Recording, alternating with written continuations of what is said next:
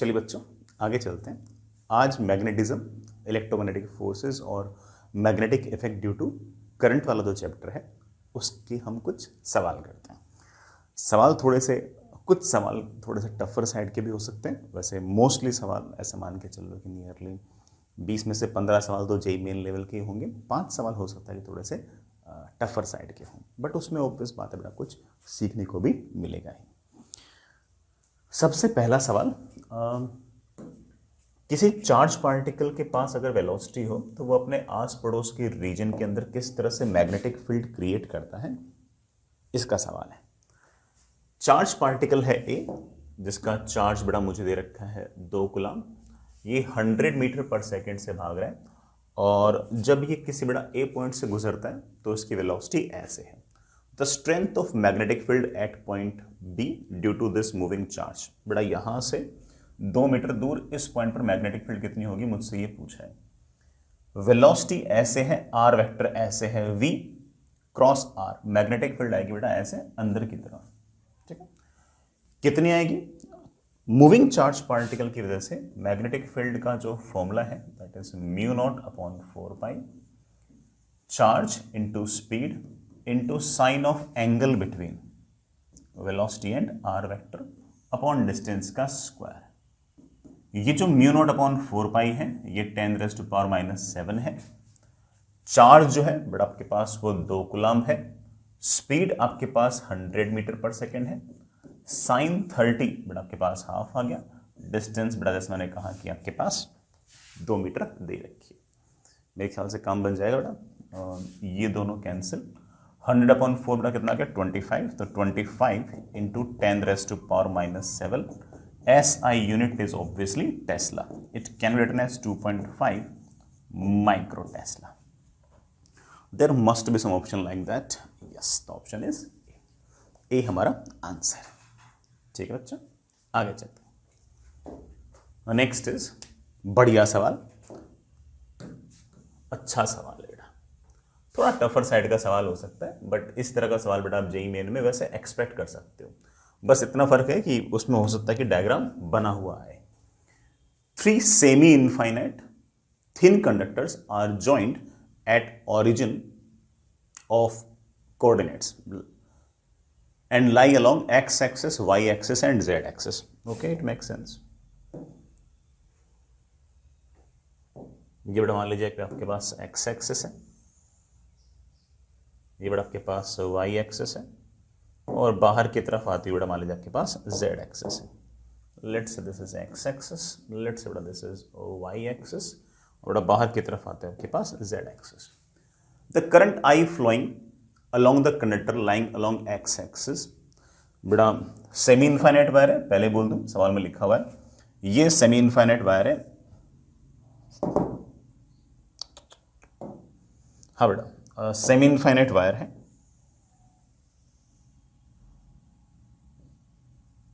ठीक, इस semi infinite wire के अंदर करंट है I, ये एक्स एक्सेस वाला है।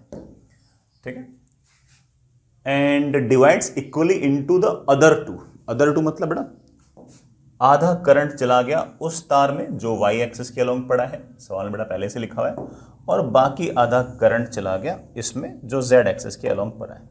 तो इसमें करंट गया है आपके पास I/2, इसमें से भी आपके पास करंट गया है I/2। ठीक है, find magnetic field eight 0, -a, 0, -a यहां कहीं हो गया।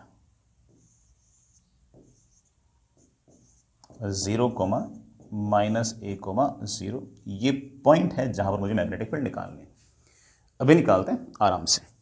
पहले ये वाला जो सेमी इनफाइनाइट वायर है इसकी वजह से निकालते हैं। इनफाइनाइट वायर की वजह से मैग्नेटिक फील्ड का फॉर्मूला होता है mu not I upon 2πr। इस सेमी इनफाइनाइट की वजह से होगा mu naught I upon 4πr। r मतलब बड़ा परपेंडिकुलर डिस्टेंस। करंट जा रहा है ऐसे और यहां मैग्नेटिक फील्ड निकालना है नीचे वाले पॉइंट पे। नीचे वाले पॉइंट पे निकालना है तो बड़ा नीचे की तरफ हथेलियां फैला दो। हथेलियां पॉइंट कर रही है अंदर की तरफ, तो मैग्नेटिक फील्ड आएगी ऐसे अंदर की तरफ। तो ये जो एक्स एक्सिस के अलोंग जो तार है उसके कारण इस पॉइंट पर मैग्नेटिक फील्ड आएगी अंदर की तरफ और उसकी वैल्यू होगी mu naught I upon 4 pi perpendicular distance आपके पास a डायरेक्शन जैसे मैंने कहा अंदर की तरफ मतलब क्या माइनस के कैप। ठीक है, ये जो इनफाइनाइटली लॉन्ग वायर है इसके कारण इस पॉइंट पर किसी प्रकार की कोई मैग्नेटिक फील्ड नहीं आएगी। क्यों नहीं आएगी सर? ये सारा का सारा जो करंट है ये बेटा इसी पॉइंट से गुजर रहा है, इस पॉइंट से गुजर रहा है, इसलिए कोई मैग्नेटिक फील्ड नहीं आएगी। क्योंकि जो मैग्नेटिक फील्ड का जो बेसिक फॉर्मूला है ना बायोट-सैवर्ट्स लॉ वाला, उस मैग्नेटिक फील्ड के फॉर्मूले में डीएल क्रॉस आर आता है।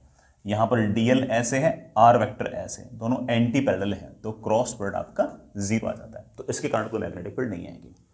इसके कारण आएगी ये जो बाहर की तरफ तार जा रहा ना I/2 करंट लेकर, इस सेमी इनफाइनाइट वायर की वजह से आएगी।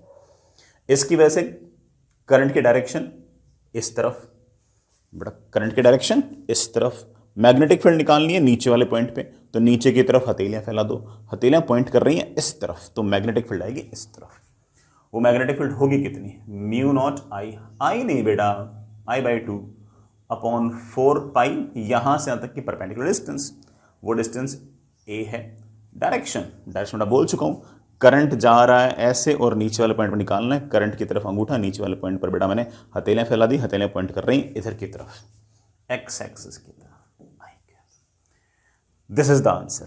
लेकिन बेटा सारे के सारे ऑप्शंस में ध्यान से देखो तो बेटा आई कैप जे कैप दे नहीं रखा। इसका मतलब मुझसे मैग्नेटिक फील्ड का मैग्नीट्यूड पूछा है। बेटा कुछ कुछ बाहर निकालो, मेरे पास म्यू नॉट I/8 पाई ए तो बाहर आ गया, रूट ऑफ इसका स्क्वायर प्लस इसका स्क्वायर किया तो यहां पर आ जाएगा 2 का स्क्वायर, बेटा यहां पर आ जाएगा 1 का square. I think that is root 5 times mu naught I/8 pi. There must be some option like that. Yes, the option is C आपका आंसर। आई रियली होप बेटा सारा का सारा फंडा समझ में आ गया होगा। खासतौर से डायरेक्शन वायरेक्शन लिखना भी इस बहाने आप सीख ही गए होंगे। कॉन्सेप्ट तो खूब सारे थे इसके अंदर। नेक्स्ट अगेन एक बढ़िया सवाल और, हालांकि कैलकुलेशन वाइज इस बार थोड़ा सा आसान सवाल है बट कॉन्सेप्चुअली अच्छा है। थोड़ा अजीब सा तार दिख रहा होगा, ठीक। The current flowing in the loop is shown in this much. बेटा ये आई करंट है, यूं आता है, यूं आता है, यूं आता है, यूं आता है, यूं आता है, फिर आधा आधा बढ़ जाता है इधर की तरफ I/2, इधर की तरफ I/2, ये I/2 I/2 I/2 वापस गए, वापस से मिल गए, ये I आ गया, ये I चलता गया चलता गया चलता गया, फिर से बेटा आधा आधा बढ़ गया, I/2 I/2 I/2 मिलकर वापस से I हो गया। मुझसे क्या पूछा? Find magnetic field at point O। मुझे इस पॉइंट O पर मैग्नेटिक फील्ड निकालनी है। निकाल लेंगे। सबसे पहले ये जो इतना सा हिस्सा है और ये जो इतना सा हिस्सा है, इन हिस्सों के कारण यहां पर कोई मैग्नेटिक फील्ड नहीं आएगी। कारण मैं आपको समझा चुका हूं। ये वाला तार अगर मैं एक्सटेंड करूं तो O से पास हो रहा है, इसके कारण कोई मैग्नेटिक फील्ड नहीं होगी। ये वाला तार अगर एक्सटेंड करूं तो बेटा O पॉइंट से पास हो रही है, इसके कारण कोई मैग्नेटिक फील्ड नहीं आएगी। ये एक सेमी सर्कुलर वायर है जिसमें करंट है ऐसे, जिस तरफ करंट है उस तरफ उंगलियां कर्ल करो, राइट हैंड की, अंगूठा आएगा बाहर की तरफ, तो O पॉइंट पर मैग्नेटिक फील्ड आएगी बाहर की तरफ। कितनी कितनी कितनी? म्यू नॉट, बड़ा फॉर्मूला क्या होता है? Mu not Ni/2r, mu naught Ni/2 times r। बेटा इसका रेडियस r नहीं है, इसका रेडियस 2r। n मतलब नंबर ऑफ टर्न्स, बेटा ये तो हाफ लूप है, तो नंबर ऑफ टर्न्स हो गया हाफ। म्यू नॉट Ni/2r, ये मैग्नेटिक फील्ड आ गई है बाहर की तरफ। Fair enough. अब इन दोनों की वजह से और निकाल लो। वैसे निकालने की जरूरत नहीं है सर, क्यों नहीं है? बेटा कैंसिल हो जाएंगी। इसकी वजह से मैग्नेटिक फील्ड आएगी O वाले पॉइंट पर बाहर, इस वाले के कारण मैग्नेटिक फील्ड O वाले पॉइंट पे आएगी अंदर की तरफ। दोनों क्या हो गए? कैंसिल। सर कैंसिल क्यों? करंट भी बराबर, ये भी हाफ लूप, ये भी हाफ लूप, ये भी रेडियस r, ये भी रेडियस r, तो ऑब्वियस बात है बेटा वो तो कैंसिल हो ही जाएंगे। और आपके पास मेरे प्यारे बच्चों आंसर आएगा mu naught I/8r। Mu naught I/8r must be answer. There must be some option. ये द ऑप्शन इज सी। ठीक, आई रियली होप समझ में इस बात। आगे चलिए बच्चों, एक बढ़िया सा सवाल और।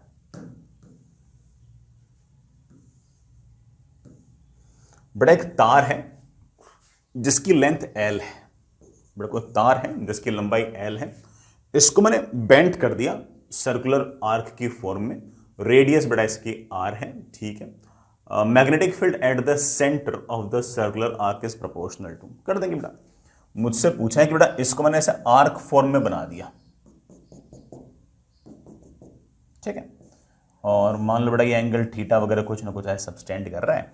मुझे पूछा है कि इसमें अगर करंट आई जा रहा है तो सेंटर पर मैग्नेटिक फील्ड कितनी होगी। सेंटर पर मैग्नेटिक फील्ड का वही फॉर्मूला है, सेंटर पर मैग्नेटिक फील्ड का वही फॉर्मूला है, that is mu not N I upon 2 times of are.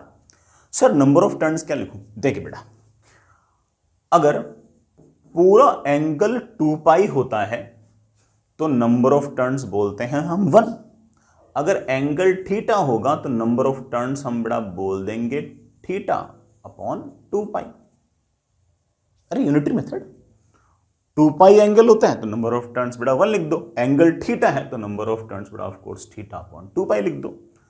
लेकिन सर थीटा कैसे निकालूं? अरे भाई अगर इसकी लेंथ एल है और रेडियस बड़ा इसका आर है तो एंगल थीटा को तुम बड़े आराम से लिख सकते हो एल बाई आर। 2 पाई थोड़ा पहले से है ही, तो म्यू नॉट ठीक है, आई ठीक है, 2 आर ठीक है, नंबर ऑफ टर्न्स मैं बड़े आराम से लिख सकता हूं L upon 2 pi R square, और मेरे पास आंसर आ गया mu not I L upon 4 pi sorry R square.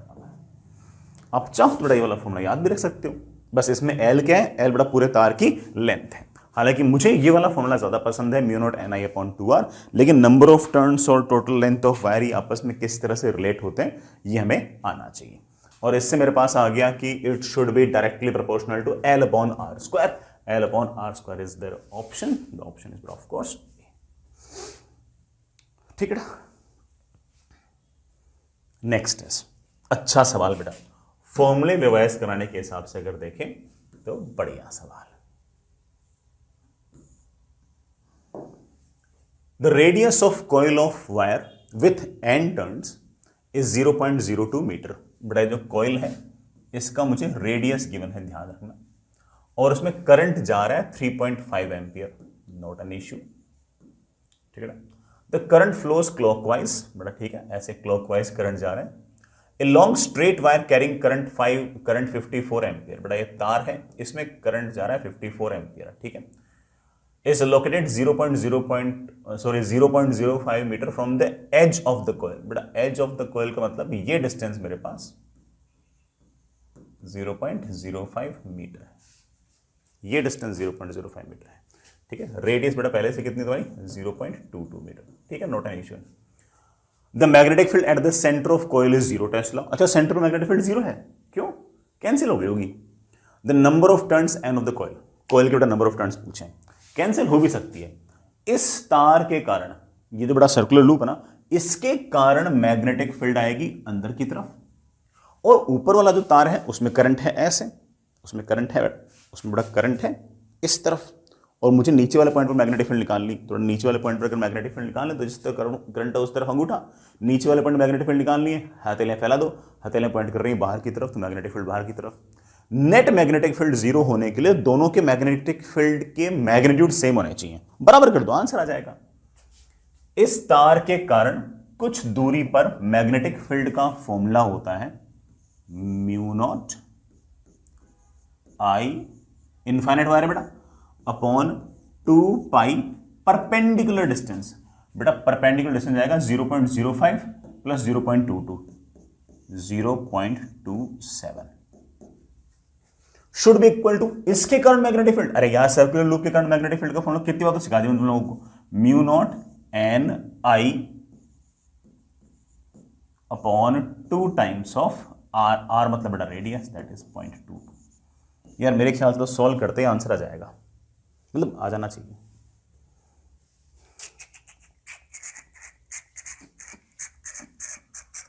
बेटा नंबर ऑफ टर्न्स की वैल्यू आनी चाहिए 54 अपॉन 2 पाई इंटू 0.27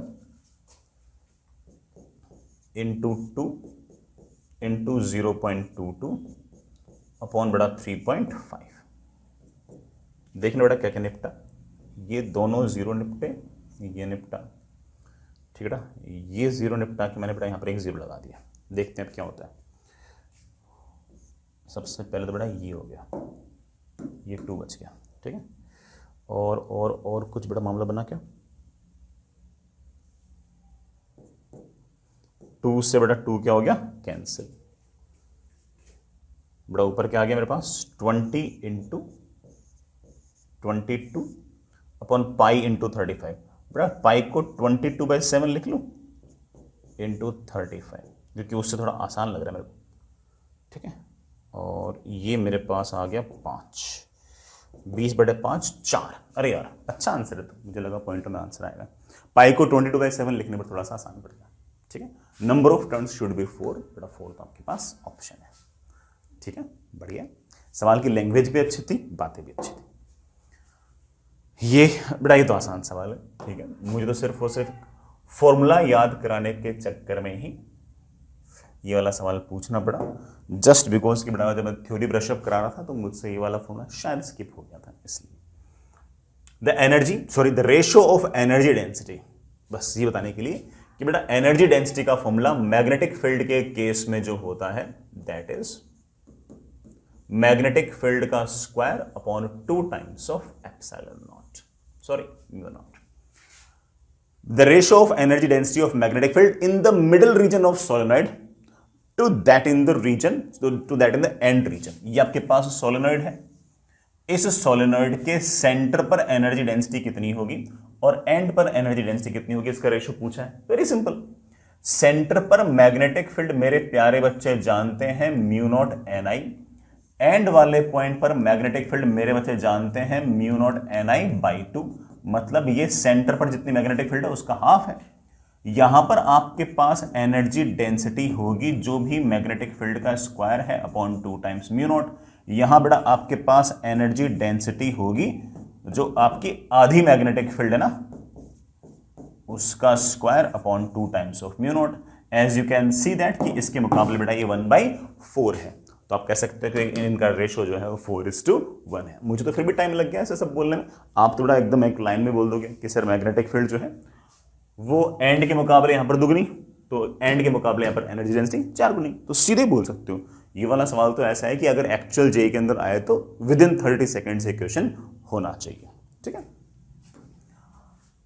आगे चलते हैं बेटा, अगेन थोड़ा सा आसान सवाल, बस वो फॉर्मूले तो रिवाइज हो जाएंगे, लेकिन सवाल में अगर फॉर्मूला किसी को ना याद हो, सिर्फ कॉन्सेप्ट याद हो, तब भी उससे सवाल बड़े आराम से बन ही जाएगा। देखिए एक इलेक्ट्रॉन है is moving with velocity v along the x-axis, along the axis approaches a circular current carrying loop as shown in the figure. The magnitude of magnetic force on the electron. एक electron है बड़ा axis के long यूं आ रहा है और ये तार है जिसमें करंट बह रहा है, ये यहां से x डिस्टेंस दूर है, पूछ रहा है कि कितना फोर्स लगेगा। इस तार के कारण x डिस्टेंस दूर मैग्नेटिक फील्ड कितनी होती है वो हम जानते हैं mu not N I R square upon 2 times R square plus X square की power 3/2, isn't it? Magnetic field नहीं पूछा, इस इलेक्ट्रॉन पर लगने वाला फोर्स पूछा है। अब इस इलेक्ट्रॉन पर लगने वाला जो फोर्स होगा that will be of course Q into V cross P। B हमें पता है, V हमें पता है, आंसर आ जाएगा। बट यहां पर सवाल इसलिए आसान हो गया क्योंकि चार्ज के पास वेलोसिटी तो है ऐसे, और इस तार के कारण मैग्नेटिक फील्ड जो होगी वो भी ऐसे एक्सिस के अलोंग ही होगी, तो वेलोसिटी और मैग्नेटिक फील्ड के बीच में जो एंगल होगा बड़ा वो इस तरह से 180 डिग्री हो जाएगा। दो वेक्टर ऐसे जो एक दूसरे के अपोजिट हो, उन दोनों का क्रॉस प्रोडक्ट तो हमेशा ही 0 आएगा, इसलिए हमें सॉल्व करने की जरूरत नहीं पड़ी, हम डायरेक्ट ही बोल देंगे कि आपका जो फोर्स है वो तो 0 आएगा, ठीक है। तो कुछ खास करने की जरूरत नहीं पड़ी यहाँ पर, इस सवाल के अंदर नहीं पड़ी। हालांकि इसी बहाने हमने फॉर्मूला पे से रिवाइज कर लिया, वो अलग बात है, बट सवाल थोड़ा सा रिलेटिवली आसान था, जस्ट बिकॉज कि मैं कॉन्सेप्ट पता था कि फोर्स तो F = Q into V cross B होता है, और V वेक्टर और B वेक्टर चाहे पैरेलल हो चाहे एंटी पैरेलल हो, दोनों ही केस में उसका उस चार्ज पर लगने वाला मैग्नेटिक फोर्स तो 0 आएगा, तो एक खास हमें करने की जरूरत नहीं पड़ी। एक बड़ा छोटा सवाल हो, हालांकि इसके पीछे के कॉन्सेप्ट वगैरह हमें पहले से पता है, हमने थ्योरी के अंदर सब कुछ बढ़िया से इसको देख रखा है। ए charge particle is projected in air horizontally near the earth surface, ठीक है बेटा, ये अर्थ की सरफेस है, यहां से कुछ ऊपर बेटा हमने किसी चार्ज पार्टिकल को ऐसे हॉरिजॉन्टली फेंक दिया। अर्थ का बेटा मैग्नेटिक फील्ड भी है और उसका हॉरिजॉन्टल में कोई कंपोनेंट नहीं है, सिर्फ वर्टिकल में कंपोनेंट है। तो हम मान लेते हैं कि वर्टिकल डायरेक्शन में ऐसे कोई ना कोई मैग्नेटिक फील्ड है। Considering the effect of vertical component of earth magnetic field and gravitational field due to earth, the path of particle का पाथ कैसे होगा। मान लो ये मैग्नेटिक फील्ड ना होती, फिर तो मेरे बच्चे जानते हैं कि पार्टिकल जो है वो ऐसे यूं आता, parabola, projectile motion, parabolic path. लेकिन अब हुआ क्या कि पार्टिकल के पास सामने की तरफ वेलोसिटी है u और मैग्नेटिक फील्ड है ऐसे, v ऐसे है और b ऐसे है, v ऐसे और b ऐसे, तो मैंने b तो बड़ा वर्टिकल ना, v क्रॉस b, तो इस तरफ एक मैग्नेटिक फोर्स आ जाएगा। एक बार वर्टिकल वाली चीजें भूल जाओ, वेलोसिटी ऐसे हो और मैग्नेटिक फील्ड ऐसे हो, तो आप जानते हो बेटा पार्टिकल का मोशन कैसा होता है, सर्कुलर। तो अगर मैं ग्रेविटी को अगर भूल जाऊं, सिर्फ और सिर्फ मैग्नेटिक फोर्स अगर देखूं, तो पार्टिकल का मोशन होना चाहिए ऐसे सर्कुलर, ठीक है।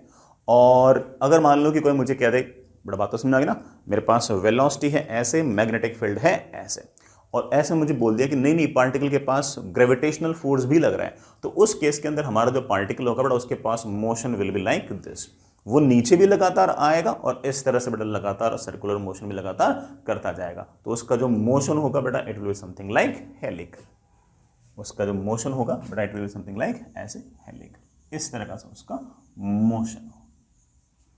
So the motion is not circular, ठीक है, बल्कि सर्कुलर।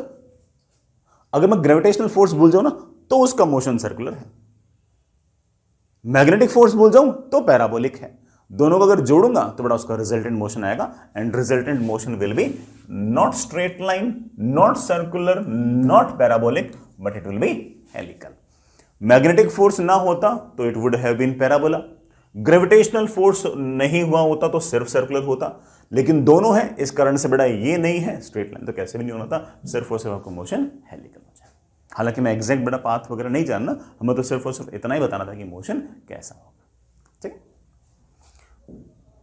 आगे चलिए बच्चों, अगेन थोड़ा सा आसान सवाल, बट अगेन इस तरह के सवाल आप बेटा जी में एक्सपेक्ट भी कर सकते हैं। ए charge particle enters a non uniform, magnetic field non uniform है, यूनिडायरेक्शनल, बड़ा यूनिडायरेक्शनल मतलब मैग्नेटिक फील्ड की डायरेक्शन फिक्स है, भले ही उसका मैग्नीट्यूड वेरी कर रहा हूं पोजीशन के साथ, बट डायरेक्शन फिक्स है, such that its initial velocity is parallel to magnetic field. मैंने एक चार्ज पार्टिकल लिया और उसको मैंने वेलोसिटी मैग्नेटिक फील्ड की तरफ दे दी। अगर मैंने वेलोसिटी मैग्नेटिक फील्ड की तरफ दे दी तो बेटा v क्रॉस b तो जीरो हो जाएगा, और हम जानते हैं कि फोर्स तो बेटा क्या होता है, q into V cross B. v cross b अगर जीरो तो बेटा आपका फोर्स जीरो, फोर्स जीरो तो एक्सेलरेशन जीरो, और एक्सेलरेशन जीरो तो वेलोसिटी विल रिमेन कांस्टेंट। इसी कांस्टेंट वेलोसिटी से लगातार सामने की तरफ चलता जाएगा चलता जाएगा चलता जाएगा, और हर इंस्टेंट पर वेलोसिटी भी सामने की तरफ, मैग्नेटिक फील्ड भी सामने की तरफ। अरे भले ही मैग्नेटिक फील्ड वेरिएबल हो, मुझे इस बात से मतलब थोड़ी है, मैग्नेटिक फील्ड अगर वेलोसिटी के डायरेक्शन में है तो फोर्स तो वैसे लगेगा, और अगर फोर्स नहीं लगेगा तो लगातार स्ट्रेट लाइन के लॉन्ग लगातार चलता जाएगा। मुझसे इसका पूछा है कि then the radius of curvature of its path, इसका जो पाथ है उसका रेडियस ऑफ कर्वेचर क्या होगा बेटा, स्ट्रेट लाइन का जो रेडियस ऑफ कर्वेचर होता है that is infinite. Straight line का रेडियस ऑफ कर्वेचर क्या बोलते हैं, इनफाइनाइट। तो बेटा there must be some option like that, हाँ ऑप्शन है, the option is C. C को टिक लगाओ और आगे बढ़ो। आगे चलते हैं बच्चों, अगला सवाल। अगेन लैंग्वेज वाइज ही थोड़ा सा समय लग सकता है सवाल समझने में, बाकी बड़ा सवाल में अगेन ऐसी कोई खास बात है नहीं, बहुत ही सिंपलिस्टिक सी अप्रोच है। सुनिए सवाल बड़ा क्या, एक बार लैंग्वेज पढ़ते हैं। आपके पास दो इनफाइनाइटली लॉन्ग स्ट्रेट वायर्स हैं, carry equal and opposite steady current I, ठीक है, अच्छी बात है। ये एक तार है इनफाइनाइटली लॉन्ग, ये दूसरा तार है इनफाइनाइटली लॉन्ग, दोनों पैरेलल हैं। इसमें करंट मान लो ऐसे ऊपर जा रहा है तो इसमें करंट ऐसे नीचे जा रहा है। The distance between the wires is D, बड़ा दोनों तारों के बीच की दूरी जो है वो डी है। At a certain instant of time a point charge Q is at a point equidistant from both the wires. मतलब यहाँ से d/2 और यहाँ से d/2 डिस्टेंस दूर बड़ा, यहाँ पर आपके पास कोई ना कोई q चार्ज है in the plane of the wire. ठीक है, सही बात है। The instantaneous velocity v is perpendicular to the plane of wire. बेटा मैंने इस चार्ज को इस तरह से वेलोसिटी दे दी है v। The magnitude of force due to the magnetic field acting on the charge at this instant. इस तार के कारण मैग्नेटिक फील्ड आएगी अंदर की तरफ, कितनी आएगी, μ0I/2π, यहां से तक की परपेंडिकुलर डिस्टेंस। इस तार के कारण भी मैग्नेटिक फील्ड आएगी अंदर की तरफ, तो बड़ा मल्टीप्लाइड बाई 2। तो मैग्नेटिक फील्ड की मेरे पास वैल्यू आ जाएगी 2 टाइम्स μ0I/πd। ठीक है, द मैग्नेटिक फोर्स, अच्छा अब ये चार्ज पार्टिकल है, ये इस मैग्नेटिक फील्ड के अंदर पड़ा है। इस तार और इस तार ने जो मैग्नेटिक फील्ड क्रिएट की है, उस मैग्नेटिक फील्ड के अंदर ये वाला चार्ज पार्टिकल भाग रहा है और मुझसे पूछा है कि बताओ फोर्स कितना लगेगा। अगेन बेटा ये तो सवाल आसान हो गया, क्योंकि फोर्स का फॉर्मूला वैसे तो Q × V क्रॉस भी होता है, लेकिन अगेन अगर ध्यान से देखें तो इन दोनों तारों की वजह से मैग्नेटिक फील्ड आई है ऐसे अंदर की तरफ U, और आपके पास वेलोसिटी भी U। अगर वेलोसिटी बाहर भी है तब भी फोर्स जीरो आएगा, वेलोसिटी अंदर है तब भी फोर्स जीरो आएगा। मैग्नेटिक फील्ड है अंदर की तरफ, वेलोसिटी है अंदर की तरफ, तो V क्रॉस भी जीरो। मैग्नेटिक फील्ड अंदर की तरफ और मान लो चार्ज पार्टिकल का वेलोसिटी बाहर की तरफ, तब भी बड़ा फोर्स जीरो, क्योंकि साइन जीरो भी जीरो, साइन 180 भी जीरो है कि नहीं। तो आपके पास बड़ा फिर से फोर्स की वैल्यू आ गई जीरो। बढ़िया सवाल बेटा, है ना, बहुत ही अच्छा सवाल। सुनिए, हालांकि मैं कॉन्सेप्चुअली बेटा सब कुछ बता चुका हूं आपको, सुनिएगा।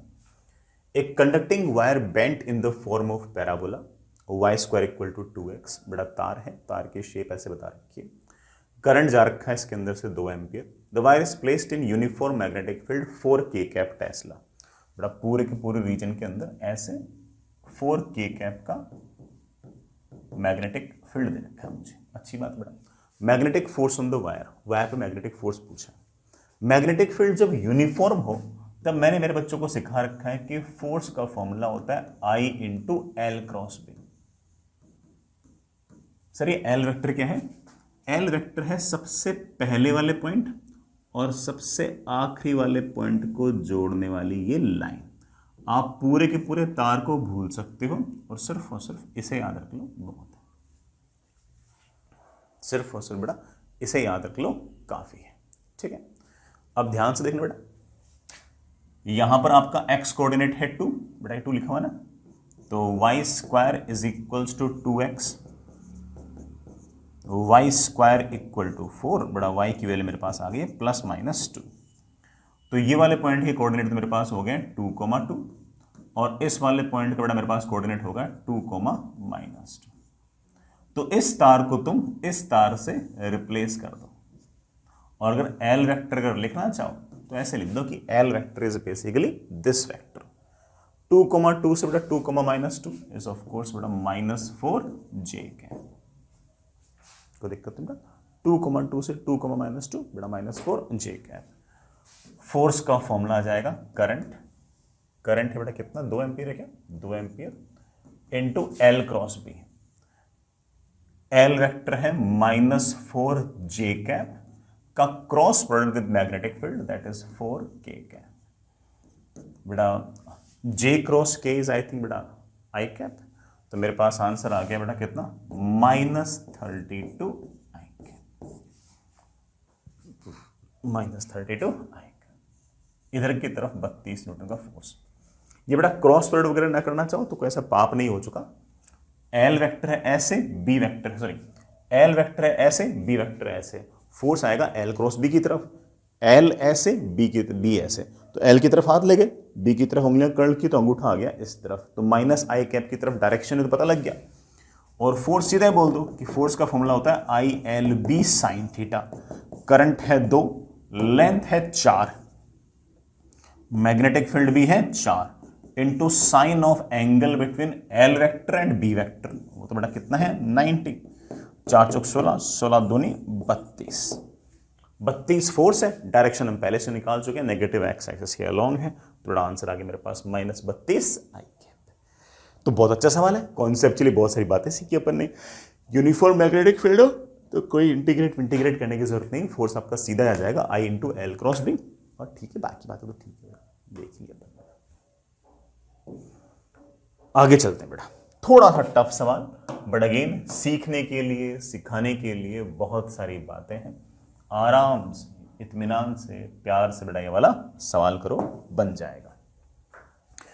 स्क्वायर कॉइल ऑफ साइड ए, बेटा स्क्वायर कॉइल है, साइड ए है, मतलब दोनों लेंथ विड्थ दोनों ए है, उसमें आई करंट जा रहा है, and has having one side A B parallel to Y axis. बेटा यहां पर वाई एक्सिस के पैरेलल है ए बी, बेटा फिर ये एक्स एक्सिस से 30 डिग्री पर ए डी, फिर बेटा ये डी सी, फिर बेटा वापस से ये सी। A uniform magnetic field exists in the region along direction k cap. बेटा z एक्सिस के along आपके पास मैग्नेटिक फील्ड है, ठीक है। Find torque due to magnetic force on the coil. Torque पूछा है कितना आएगा। टॉर्क सीधी बात है m क्रॉस b आएगा। b तो मुझे दे रखा है यार, b तो मुझे दे रखा है, b तो मुझे दे रखा है, b है किस तरफ, k कैप के along। मुझे तो सिर्फ और सिर्फ ये एम वेक्टर पता करना है। एम वेक्टर का मैग्नीट्यूड तो मुझे पता है, current multiplied by area. Magnitude तो मुझे पता है, बस डायरेक्शन नहीं पता। कर लूंगा पता, कर लूंगा पता। बट ध्यान से देखना, इस पूरे पूरे तार को ना ऊपर से देखो, ऊपर से, ठीक, ऊपर से देखो। अगर इस तार को तुम ऊपर से अगर देखोगे तो ये रही बेटा आपकी एक्स एक्सिस,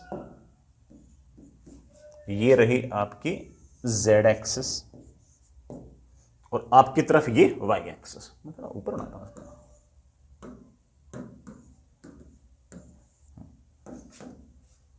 देखना बेटा, ये आपकी x एक्सिस, ऊपर से देखना बेटा आपकी तरफ y एक्सिस, और ये आपकी z एक्सिस, ये z एक्सिस, ये आपकी x एक्सिस, और यूं आपकी ऊपर से देखना बेटा y एक्सिस। ऊपर से देखने पर बड़ा मुझे लूप यूं नजर आएगा, ऐसे यूं ऊपर से ऐसे सीधा स्ट्रेट नजर आएगा। एक्स एक्सिस से कितने एंगल पे, 30 पे। तो मुझे लूप कुछ कुछ ऐसा नजर आएगा, ऐसा सा नजर आएगा लूप, यूं ऐसा नजर आएगा। एक्स एक्सिस के साथ कितना एंगल में रखा है, 30। ठीक है बेटा, लूप वैसे यूं है, ऐसे है, ऐसे बाहर की तरफ। ठीक है बेटा, लूप में करंट जा रहा है ऐसे, तो बड़ा मैग्नेटिक डायपोल, ऊपर से अगर देखूंगा तो बड़ा मैग्नेटिक डायपोल मोमेंट जो आएगा वो हमेशा लूप के ऐसे परपेंडिकुलर आएगा, ऐसे आएगा। ये आपका लूप था बड़ा ऊपर से देखने पर। बेटा मैं फिर से इस बात को बोल दूं, लूप में सिर्फ ऐसा नहीं है, लूप में ऐसा है, यूं है, यूं है, यूं है। ठीक है, करंट जा रहा है ऐसे, ऐसे, ऐसे, ऐसे। जिस तरफ करंट जा रहा है उस तरफ अंगूठा कर दिया, अंगूठा पॉइंट कर रहा है इस तरफ आएगा आपका मैग्नेटिक डायपोल मोमेंट। ये वाला एंगल 30, तो बड़ा ऑब्वियस बात है ये वाला एंगल मेरे पास 60। एम की वैल्यू बेटा मैंने पहले बता चुकी है, आई ए स्क्वायर। तो इधर की तरफ तो आ गया आई ए स्क्वायर का कॉस 60, इधर की तरफ मेरे पास आ गया है आई ए स्क्वायर का साइन 60। अगर किसी ने मुझसे पूछा कि मैग्नेटिक डायपोल मोमेंट कितना होगा, तो बड़ा मैग्नेटिक डायपोल मोमेंट होगा minus I A square by 2 I cap plus √3 I A square by 2 के कैप। मैग्नेटिक फील्ड बेटा मुझे पहले से पता है, बी के कैप। अगर किसी ने मुझसे टॉर्क पूछा, टॉर्क ही पूछा और क्या पूछा है, तो एम क्रॉस बी कर दो बेटा। और अगर किसी ने अगर मुझसे पोटेंशियल एनर्जी पूछी होती तो मैं माइनस एम डॉट बी कर देता। ठीक है, ये तो ऐसे लिख दिया, करते बेटा एम क्रॉस, ओ सॉरी एम क्रॉस भी करना है, एम क्रॉस भी करना है।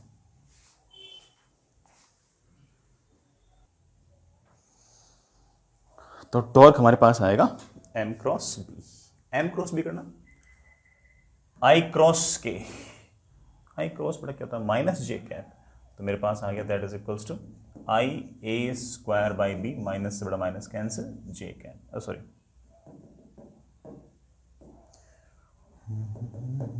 IA² P J cap, K cross K थोड़ा 0 होता है, तो there must be some option like that, IA² J cap, ये बड़ा आपका आंसर।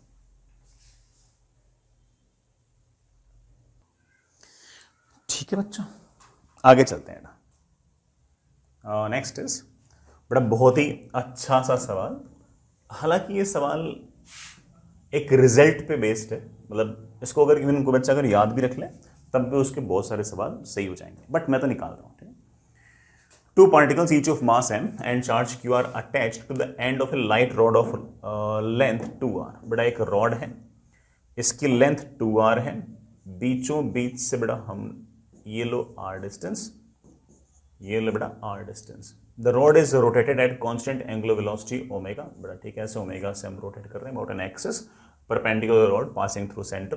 ठीक है ना, यहां पर तुमने एक चार्ज है q, mass sorry small q, mass है m, बेटा ये वाला चार्ज भी है q, मास है m। The ratio of magnetic moment of the system to its angular momentum, magnetic moment और एंगुलर मोमेंटम का मुझसे रेशियो पूछा है। पहले एंगुलर मोमेंटम निकालते हैं, वो आसान है। Angular momentum is simply I into omega. I कितना है, ये m मास का पार्टिकल r डिस्टेंस पे, वो m मास का पार्टिकल r डिस्टेंस पे, तो मोमेंट ऑफ इनर्शिया हो गया 2 टाइम्स है mr² इंटू ओमेगा। अब मुझे निकालना है मैग्नेटिक डायपोल मोमेंट। बेटा मैग्नेटिक डायपोल मोमेंट होता है current into area, current into area. Sir किस बात का करंट, बेटा ऐसे अगर घुमाओगे तो ये वाला q चार्ज और ये वाला q चार्ज ऐसे r रेडियस सर्कल में घूमेंगे। किसी भी क्रॉस सेक्शन से अगर मैं देखूं तो चार्ज लगातार पास होगा, उसके कारण करंट भी आएगा। कितना चार्ज पास होगा, मैं ऐसे बोलूंगा 2q चार्ज पास होगा एक टाइम पीरियड में। भाई एक टाइम पीरियड में पूरा का पूरा सिस्टम एक चक्कर काट लेगा, तो यहां से किसी भी क्रॉस सेक्शन से ये वाला q पास होगा, ये वाला q पास होगा, तो कितना चार्ज पास होगा 2q हर एक चक्कर में। तो मेरे पास करंट आ गया 2q अपॉन टी, तो 2q upon T is of course 2 pi omega, ये मेरे पास आ गया करंट। सो मुझे मैग्नेटिक डायपोल मोमेंट चाहिए, दैट इज करंट इनटू बेटा ये पूरा का पूरा एरिया। करंट है मेरे पास q omega upon pi, area है मेरे पास बेटा पाई r², बेटा पाई से pi cancel. Magnetic dipole moment की मेरे पास वैल्यू आ गई है q ओमेगा r²। मुझसे बेटा रेशियो पूछा है, किसका किसका किसका, m/l का, that is q omega r² upon 2mr² into omega. Omega से ओमेगा कैंसिल, r² से r² कैंसिल, और मेरे पास ये आ गया q अपॉन 2 है। ये बेटा आपका एक स्टैंडर्ड रिजल्ट है, आप चाहो तो इसको याद रख सकते हो। मैग्नेटिक डायपोल मोमेंट और एंगुलर मोमेंटम का जो रेशियो है वो हमेशा बेटा इस तरह से q/2m आएगा। ठीक है, स्टैंडर्ड रिजल्ट है, याद रख सकते हो, कोई दिक्कत नहीं है। ठीक है, अगला सवाल बढ़िया सवाल, कॉन्सेप्चुअली अच्छा सवाल है। मुझसे बोला है बताओ मैग्नेटिक लाइन ऑफ फोर्सेस कहां इंटरसेक्ट करेंगी, इंटरसेक्ट नियर नॉर्थ और south pole, never intersect, intersect in the magnet, intersect at neutral point. मेरे ख्याल से कभी भी इंटरसेक्ट नहीं करेंगे, कभी नहीं करेंगे। अरे मैग्नेट के अंदर भी नहीं करेंगे, मैग्नेट के अंदर भी अगर देखो ना तो मैग्नेटिक लाइन ऑफ फोर्सेस यूं निकल जाती हैं ऐसे ऐसे। सर क्यों इंटरसेक्ट नहीं करेंगे, कोई लॉजिक है क्या? जैसे मान लो कि ये एक मैग्नेटिक लाइन ऑफ फोर्स है और मान लो बेटा ये एक मैग्नेटिक लाइन ऑफ फोर्स है, और मान लो कि दोनों इंटरसेक्ट कर रही हैं। अगर ये मैग्नेटिक लाइन ऑफ फोर्स है, इट मींस दैट कि इस पॉइंट पर मैग्नेटिक फील्ड इस तरफ है। अगर ये मैग्नेटिक लाइन ऑफ फोर्स है तो इट मींस दैट कि इस पॉइंट पर मैग्नेटिक फील्ड इस तरफ है। एक ही पॉइंट पर दो डायरेक्शन में मैग्नेटिक फील्ड नहीं हो सकती, मैग्नेटिक फील्ड तो सिर्फ और सिर्फ एक ही डायरेक्शन में होती है ना, तो कभी भी दो मैग्नेटिक लाइन ऑफ फोर्सेस इस तरह से इंटरसेक्ट नहीं करेंगी। इसी तरह से बेटा इलेक्ट्रिक लाइन ऑफ फोर्सेस भी कभी इंटरसेक्ट नहीं करती, विद द सेम लॉजिक, है ना? ठीक है, अगला सवाल बड़ा बढ़िया सवाल, हालांकि है तो थ्योरेटिकल सा ही यार। Next is x1 and x2 are the magnetic susceptibility of diamagnetic substance. बेटा डायमैग्नेटिक सब्सटेंस की मैग्नेटिक ससेप्टेबिलिटी है at temperature T1 and T2। मुझसे पूछा बेटा बताओ कि x1 और x2 T1 T2 के साथ कैसे डिपेंड करेंगे। डायमैग्नेटिक सब्सटेंसेस की जो मैग्नेटिक ससेप्टेबिलिटी है it is independent of temperature. बेटा ये टेम्परेचर पर डिपेंड नहीं करती, किसकी? डायमैग्नेटिक सब्सटेंस की। तो आप लिख सकते हो कि x1 इक्वल्स टू x2। हाँ, अगर आपके पास पैरामैग्नेटिक सब्सटेंस या फिर किसी हद तक फेरोमैग्नेटिक सब्सटेंस अगर हो, तो उनके लिए आप ऐसा कह सकते हो कि magnetic susceptibility is inversely proportional to temperature. Diamagnetic substance की मैग्नेटिक ससेप्टिबिलिटी टेम्परेचर पर निर्भर नहीं करेगी, वो तो कांस्टेंट ही रहेगी। ठीक है, आई होप बेटा दोनों बातें याद रख लोगे। आगे चलते हैं। नेक्स्ट बेटा डबली चार्ज्ड ऑक्सीजन आयन। बड़ा ऑक्सीजन का आयन है डबली चार्ज, तो बड़ा +2 लिख दो। And singly charged helium ion, बड़ा He+, enters perpendicular in the same magnetic field with same kinetic energy, the ratio of their radius। बड़ा ऑब्वियस बात है कि मैग्नेटिक फील्ड में अगर ये एंटर करेंगे तो किसी रेडियस के लॉन्ग मूव करेंगे, उस रेडियस की value R is equals to mv/qb होती है। बड़ा इस mv को मैं लिख सकता हूं √2m kinetic energy upon qb। सिर्फ काइनेटिक एनर्जी वाला क्यों लिखा? क्योंकि बेटा काइनेटिक एनर्जी दोनों की सेम दे रखी है। लिखता हूं बेटा, ऑक्सीजन का रेडियस कितना आएगा?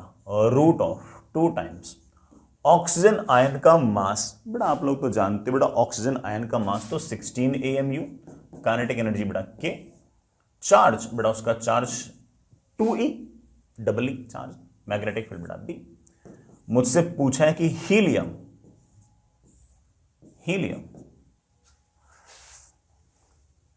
का मास बेटा कितना? 4 AMU, काइनेटिक एनर्जी बेटा वापस वही अपॉन चार्ज, बेटा चार्ज उसका E, क्योंकि बेटा सिंगली बेटा मुझसे इनका रेशो पूछा है, निकाल लो बेटा रेशो। ये रेशो निकालो तो EB कैंसिल, बेटा K से K भी कैंसिल, तो radius of oxygen upon radius of helium, बेटा ये कितना आ जाएगा? √2 × 16 अपॉन 2, √2 √4 बेटा 4 भी बेटा 4 का रूट कितना आएगा? 2 से 2 बेटा cancel, answer comes out to be 1। दोनों का रेडियस बेटा एक्जैक्टली सेम आ रहा है। आई होप बेटा ये वाला फॉर्मूला याद हो गया। R is equal to √mv/qb। अब बेटा ठीक है, मोमेंटम को √2 times m into kinetic energy भी लिख सकते हैं। ठीक है, अच्छा सवाल, अच्छा फॉर्मूला। आगे चलते हैं। नेक्स्ट बहुत ही सीधा सपाट सा ही सवाल है। सवाल अच्छा है, सवाल बढ़िया है। An infinitely long current carrying wire, बड़ा ये है infinitely long current carrying wire, current है इसमें I ऐसे अंदर की तरफ, is placed perpendicular to the plane of paper. मतलब आपके लिए प्लेन ऑफ पेपर, मेरे लिए बेटा of course plane of this board. Current in the wire is I, B is magnetic field due to wire, बेटा इसके कारण बेटा मैग्नेटिक फील्ड B है। Line integral of magnetic field, बेटा B.dl करना है मुझे अलोंग स्ट्रेट लाइन AB। इस स्ट्रेट लाइन AB के अंदर मुझे B.dl करना है A से लेकर B तक। बेटा मुझसे वैल्यू पूछिए, निकाल देंगे, कोई इश्यू नहीं है, कोई इश्यू नहीं है। सुनो बेटा, इस पॉइंट से x डिस्टेंस दूर आओ और छोटा सा एक एलिमेंट लो dx विड्थ का।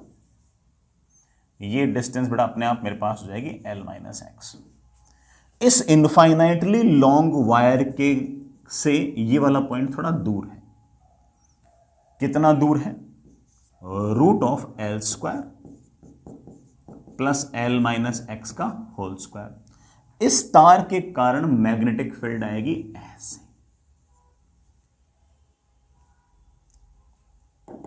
थोड़ा ऐसे करो।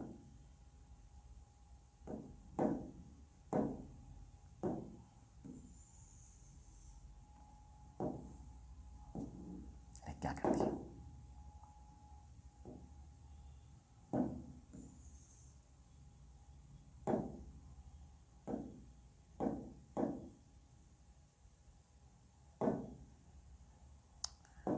वापस ही बना लेता हूं।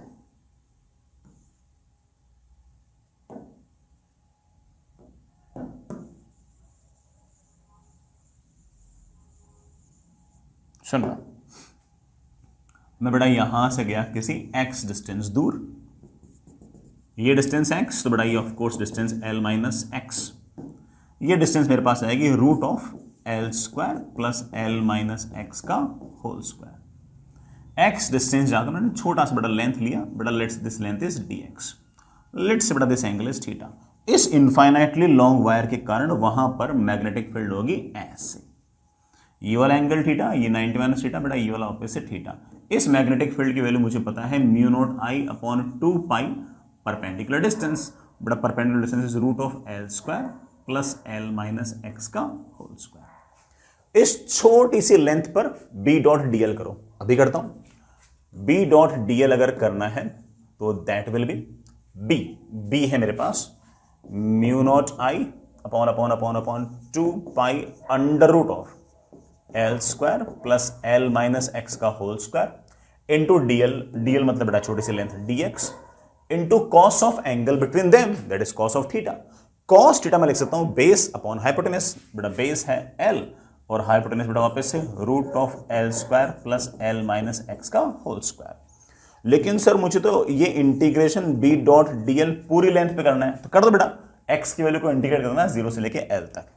म्यू नॉट बाहर निकाल ले, आई बाहर निकाल ले, एल बाहर निकाल ले, 2 पाई बाहर निकाल ले, अंदर बड़ा सिर्फ और सिर्फ क्या बच गया D x upon L square plus L minus X का होल स्क्वायर। इंटीग्रेशन मुझे करना है बेटा कहां से कहां तक, 0 से लेके एल तक। कर लेना इंटीग्रेट, जैसे बेटा इसको तुम इंटीग्रेट करोगे आपके पास आंसर आएगा mu not I by 8।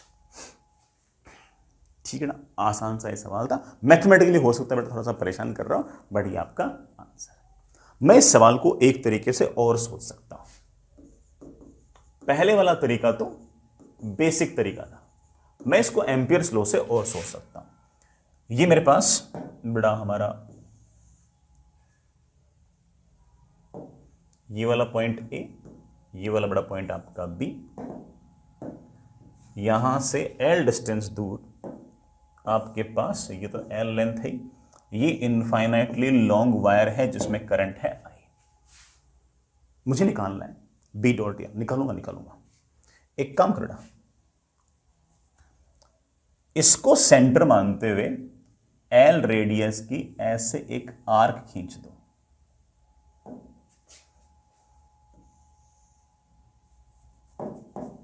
Arc ऐसे खींचना कि मैं इसको अगर ऐसे आगे एक्सटेंड करूं तो इस पॉइंट से पास हो जाए। आराम सुनना, कोई जल्दबाजी नहीं है। मैं इस पॉइंट को बड़ा बोल देता हूं एक बार के लिए सी, ठीक है।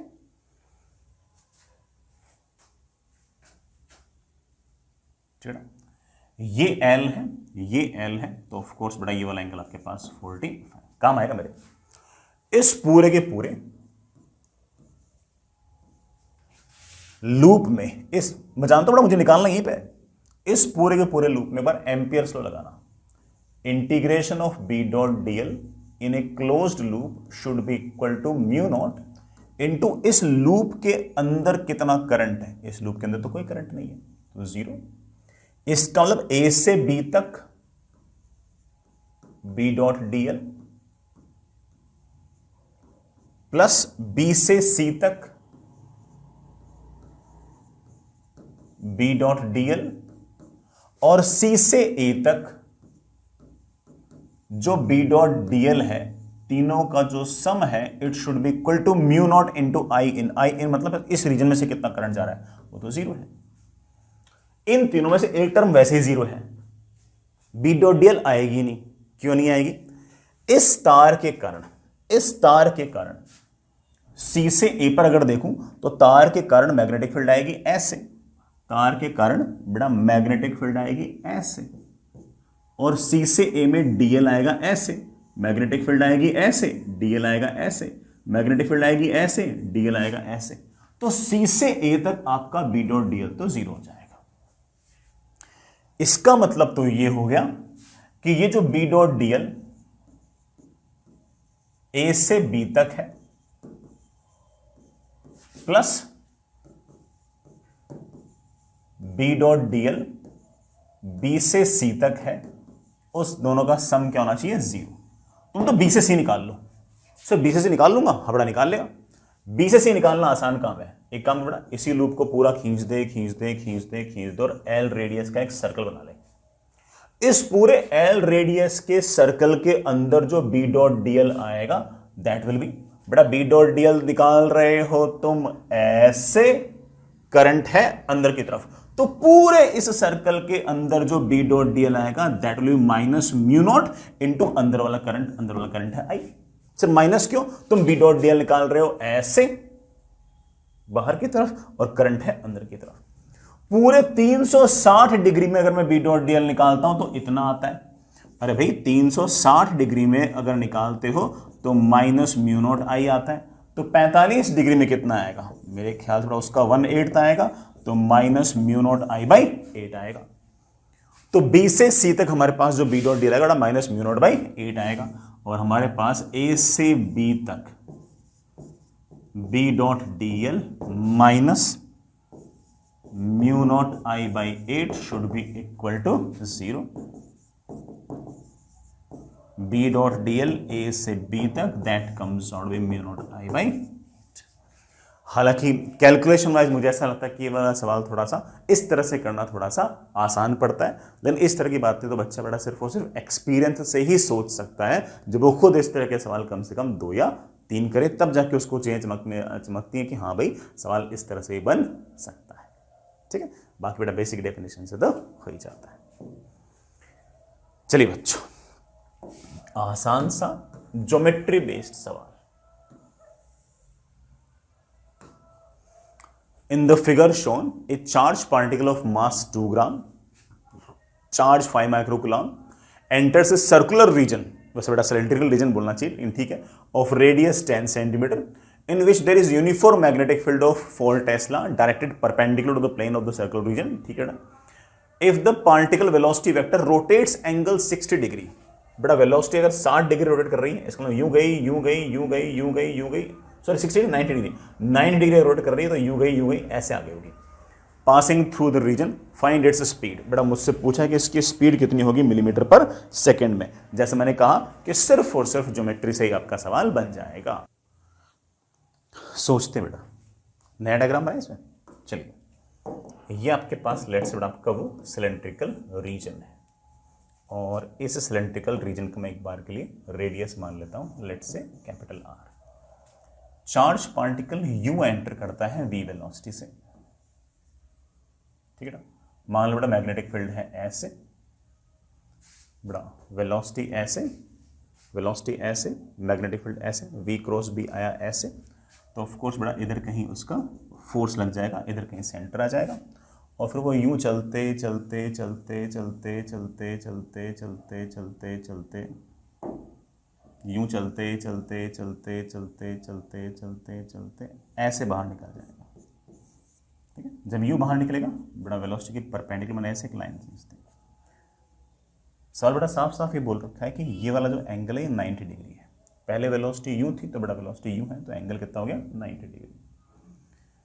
ये जिस पाथ के अलोंग चला है मैं उसका रेडियस एक बार के लिए आर मान लेता हूं। जब मेरे बच्चे बोलेंगे सर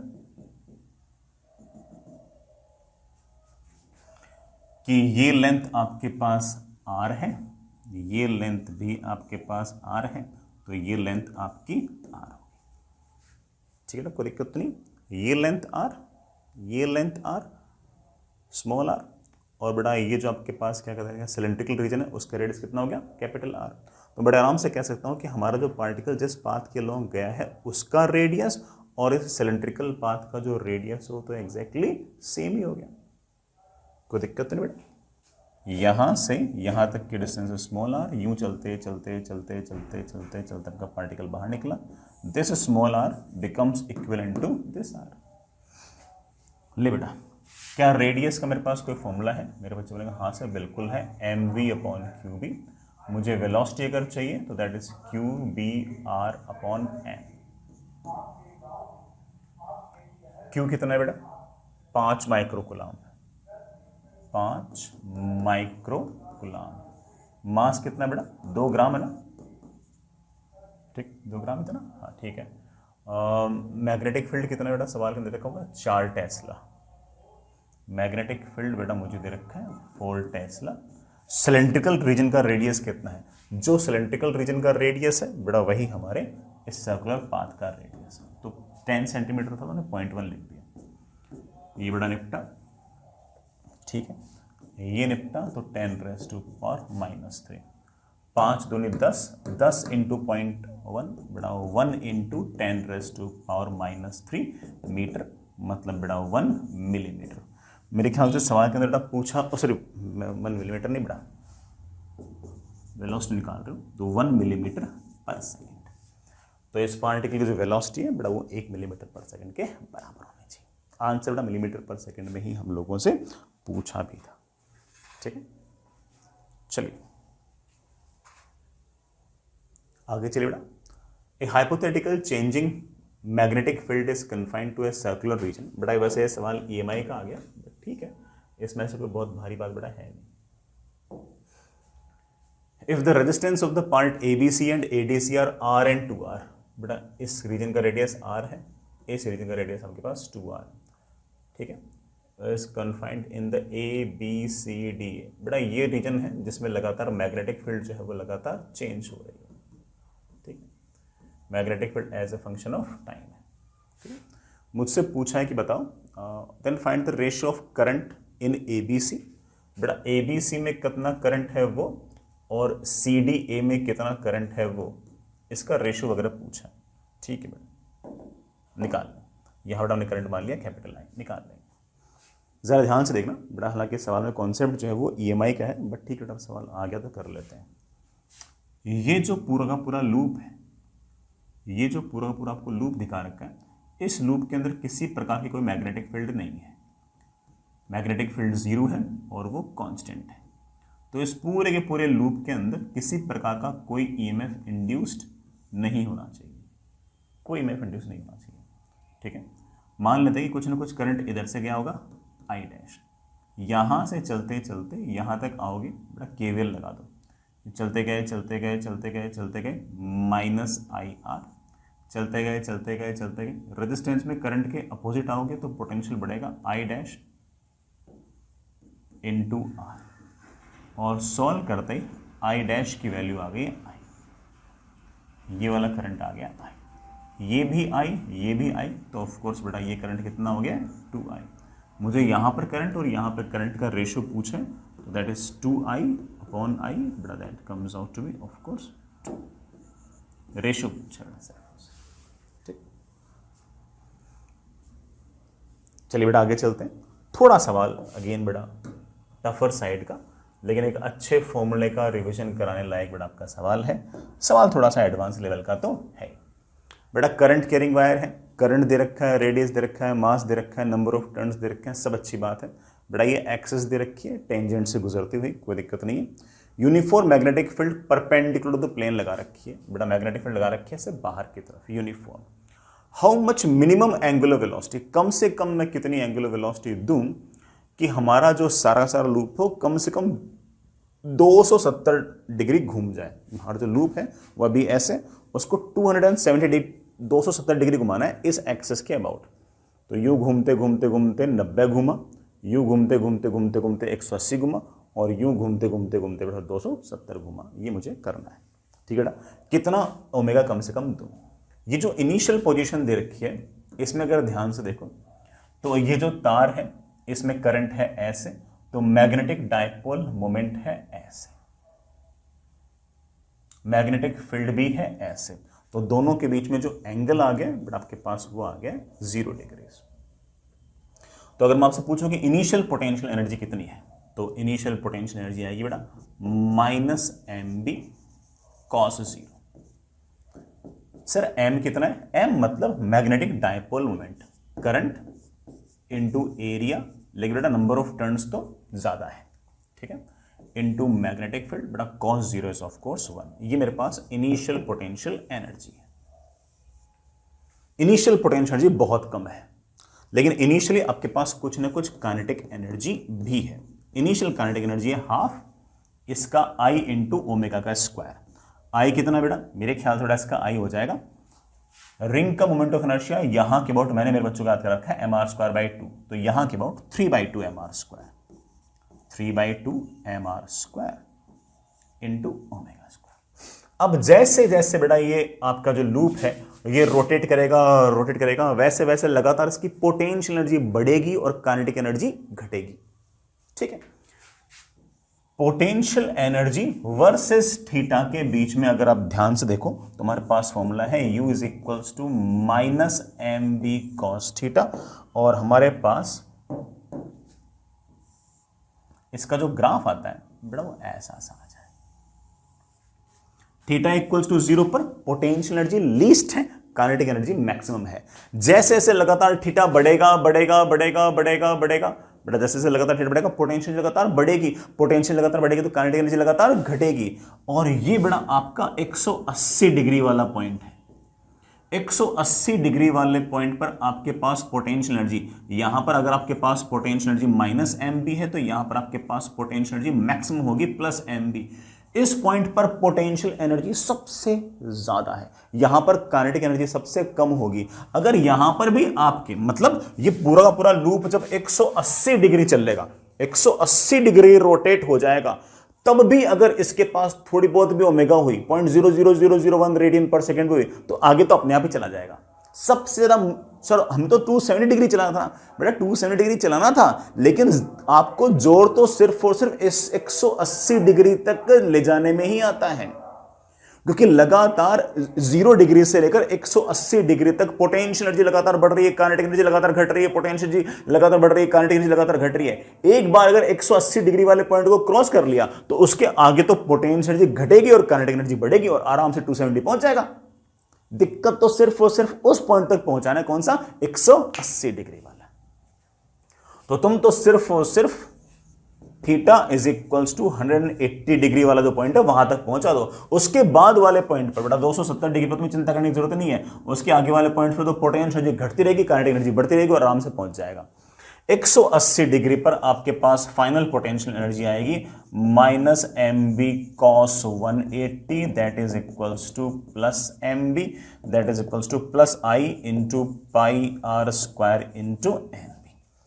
यहां पर सर काइनेटिक एनर्जी कितनी होगी बेटा, मुझे यहां पर कम से कम ओमेगा पूछा है तो यहां पर भी ओमेगा कम से कम, यहां पर कम से कम ओमेगा आएगा 0 प्लस, मतलब 0 से थोड़ा सा ज्यादा। सिर्फ और सिर्फ इस पोजीशन से लेके इस पोजीशन तक टोटल मैकेनिकल एनर्जी कंजर्व कर दो, आपका आंसर आ जाएगा। आई रियली होप सारी बात समझ गए। सर आंसर में सवाल में 270 पूरा रखा है। अरे बेटा मुश्किल सिर्फ और सिर्फ 0 से लेकर 180 तक ले जाना ही है, क्योंकि 0 से लेकर 180 तक लगातार पोटेंशियल एनर्जी बढ़ रही है, काइनेटिक एनर्जी घट रही है। उसके आगे वाले पॉइंट पर तो पोटेंशियल एनर्जी घटेगी तो काइनेटिक एनर्जी वैसे बढ़ जाएगी, आपका जो रिंग है वो रोटेट कर जाएगा। सिर्फ और सिर्फ 180 डिग्री तक ही लेके जाओ। चलिए बेटा टोटल मैकेनिकल एनर्जी कंजर्वेशन करते हैं। Initial kinetic 3/4 mr square omega square, ये initial kinetic energy. Initial potential energy minus I into pi R square into N B should be equal to final kinetic energy 0 के आसपास, बेटा 0 plus मान लो, final potential energy I into N pi R square into B. बेटा मेरे पास आ गया 3/4 M R square omega square is equals to 2 times N B I pi R square. R square निपटा। मुझे क्या चाहिए बेटा, ओमेगा चाहिए ना, मेरे पास ओमेगा स्क्वायर की वैल्यू आ गई है 2 टाइम्स, 2 नहीं बेटा 8 times N B I pi upon 3 times M. सही तो लिखा ना, 3 ठीक है। नंबर ऑफ टर्न्स बोलना बेटा कितने, 10 है। मैग्नेटिक फील्ड कितनी बेटा, कहां गई, 1 टेस्ला। करंट कितना है, 2/पाई। करंट कितना है, लिख दिया 2/पाई। बाकी तुम पाई से मल्टीप्लाई करना, तो पाई से पाई कैंसिल हो जाएगा। 3 टाइम्स मास कितना बेटा, 2/3।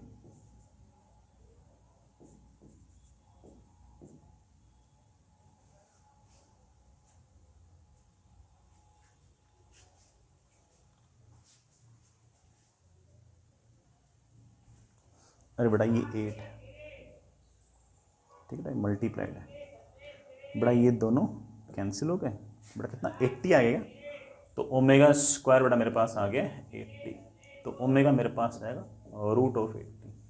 अगर इंटीजर में आंसर निकलना है तो बेटा फिर तो 9 radian per second seems fine to me, ठीक है, ये बेटा हमारा आंसर आ गया। ठीक है बच्चों, समझ गए होंगे, सवाल तो बेटा अच्छा ही था, ठीक है। चलिए अगली क्लास में।